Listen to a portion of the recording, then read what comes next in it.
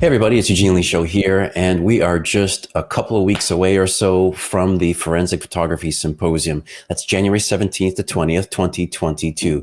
Make sure you go to the website. We do have an updated schedule there. We have a wide range of speakers from all over the world covering all kinds of different topics. So go ahead, have a look. I've placed as much information as I possibly can on there, and hopefully we'll see you there.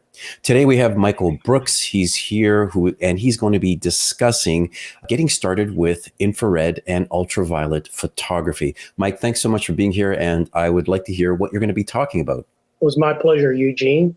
Within investigative and scene photography, there are many sub-disciplines within the broad scope of basic scene and evidence photography. And in my lecture, I'm going to talk about how to get started within that discipline. But within those disciplines, there's, of course, latent print photography, footwear, tire track photography, question documents, aerial photography, and what I believe to be your specialty, 3D mapping and reconstruction. But those are just some of the major and minor disciplines. Forensic UV and IR photography is probably the most difficult one to master of all of the disciplines because it can be intimidating to learn, especially if you're lacking in a basic theory knowledge base. And I'll admit, when I was trained in forensic and UVI photography, like most people, when they're trained in basic photography, I was just thrown to the wolves and had to figure it out. Sure, I had some mentors, but really, it took me years to feel comfortable that I knew what I was doing within that discipline of forensic UV and IR.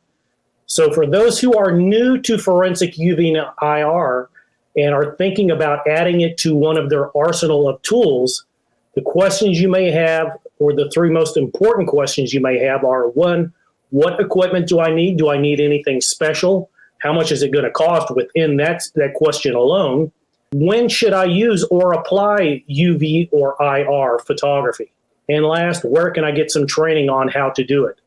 So in my presentation, I will answer all of those questions and any additional ones that you may have. And with that, I'm looking forward to seeing all of you at the Forensic Photography Symposium in January. Thanks so much, Michael. And you're actually speaking right now in the Thursday, January 20th, and that's from the 10 to 12 p.m. session. So, hey, thanks so much. Really appreciate it.